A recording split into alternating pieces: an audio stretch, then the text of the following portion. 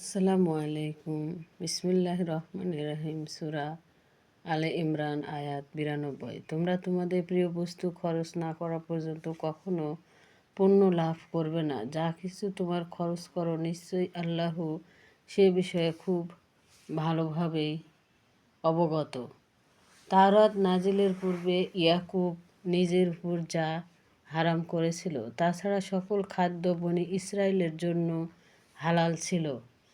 বলো, তোমরা তাওরাত নিয়ে এসো এবং তা পাঠ করো যদি তোমরা সত্যবাদী হও। এরপরে যারা আল্লাহ সম্পর্কে মিথ্যারোপ করবে তারা জালিম।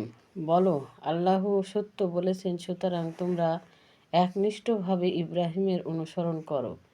সে মুশরিকদের অন্তর্ভুক্ত নয়। নিঃসন্দেহে প্রথম ঘর যা মানুষের জন্য স্থাপন করা হয়েছিল তা তো মক্কায়, যা বরকতমণ্ডিত এবং সারা জাহানের জন্য পথ প্রদর্শক। তাতে সুস্পষ্ট নির্দেশাবলী রয়েছে, যেমন মাকামে ইব্রাহিমের দাঁড়ানোর জায়গা। যে কেউ তাতে প্রবেশ করবে নিরাপদ হবে। আল্লাহর উদ্দেশ্যে উক্ত ঘরের হজ করা লোকদের উপর আবশ্যক, যার সে পর্যন্ত পৌঁছার সামর্থ্য আছে, এবং যে ব্যক্তি অস্বীকার করবে সে জেনে রাখুক, নিঃসন্দেহে আল্লাহ বিশ্ব জাহানের মুখাপেক্ষী নন। বলো, হে কিতাবধারীগণ, তোমরা আল্লাহর নির্দেশসমূহকে কেন অমান্য করছো? বস্তুত তোমরা যা করছো আল্লাহ তার সাক্ষী।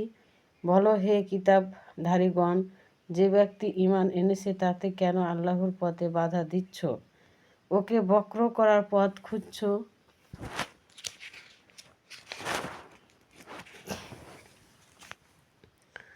অথচ তোমরা এই পথের সত্যতার সাক্ষী।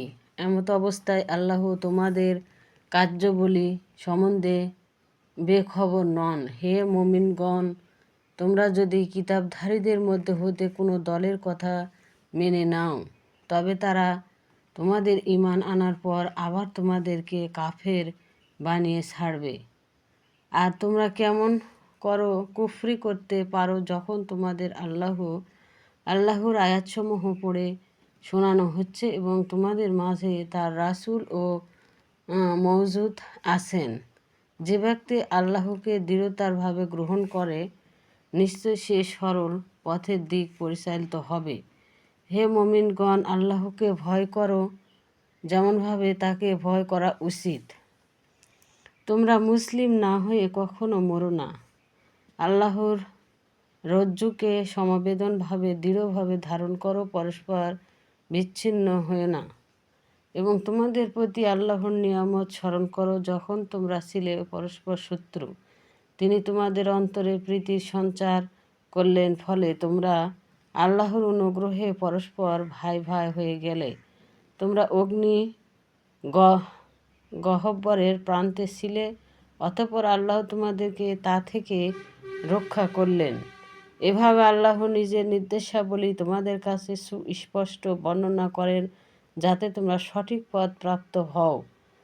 তোমাদের মধ্যে এমন একটা দল হোক যারা কল্যাণের দিকে আহ্বান করে, সৎ কাজের আদেশ করে এবং অসৎ কাজে নিষেধ করে। আল্লাহ এভাবে সফল কাম। তোমরা সেই লোকদের মতো হয়ে যেও না, যারা তাদের নিকট সুস্পষ্ট নির্দেশন পৌঁছার পরে বিরক্ত হয়েছে। এই মতভেদ রয়েছে, এবং এই শ্রেণীর লোকদের জন্য আছে মহাশাস্তি। সেই দিন কতক মুখ উজ্জ্বল হবে আর কতক মুখ কালো হবে। যাদের মুখ কালো হবে তাদেরকে বলা হবে, তোমরা কি ঈমান আনার পরেও কুফরি করেছিলে? কাজেই নিজেদের কুফরির জন্য শাস্তি ভোগ করতে থাকো। যাদের মুখ উজ্জ্বল হবে তারা আল্লাহর রহমতের মধ্যে থাকবে, তারা তাতে চিরকাল থাকবে। এসব আল্লাহর আয়াত যা ঠিকভাবে আমি তোমাকে পড়ে শোনাচ্ছি, এবং আল্লাহ বিশ্ব জগতের প্রতি জুলুম করতে চান না। যা কিছু আসমানে আছে আর যা জমিনে আছে সব আল্লাহরই, এবং যাবতীয় বিষয়াদি আল্লাহর দিকে ফিরে যাবে। তোমরা সর্বোত্তম মানবজাতির সমর্থক ও কল্যাণের জন্য তোমাদের আবির্ভূত করা হয়েছে। তোমরা সৎ কাজের আদেশ দাও এবং অসৎ কাজ হতে নিষেধ করো। ও আল্লাহর প্রতি ঈমান রক্ষা করে চলো। যদি আহলে কিতাব ঈমান আনতো তাহলে নিশ্চয়ই তাদের জন্য ভালো হতো। তাদের মধ্যে কেউ কেউ মুমিন এবং তাদের অধিকাংশ ফাসেক। সামান্য কষ্ট দেওয়া ব্যতীত তারা তোমাদের কোনো ক্ষতি করতে পারে না। আর যদি তোমাদের সাথে যুদ্ধে লিপ্ত হয় তবে তোমাদের পুষ্ট প্রদর্শন করবে, অতঃপর তারা সাহায্যপ্রাপ্ত হবে না। আল্লাহর অনুকল্পনা ও মানুষের আশ্রয় ছাড়া যেখানে তারা অবস্থান করুক সেখানেই তারা হয়েছে লাঞ্ছিত। তারা আল্লাহর গজবে পরিবেষ্টিত এবং তাদের উপর পতিত হয়েছে দারিদ্র্যের কষাঘাত। সবাইকে আসসালামু আলাইকুম। যে যেখান থেকে দেখছেন অবশ্যই ভিডিওটি সাবস্ক্রাইব করবেন এবং লাইক করবেন, কমেন্ট করবেন।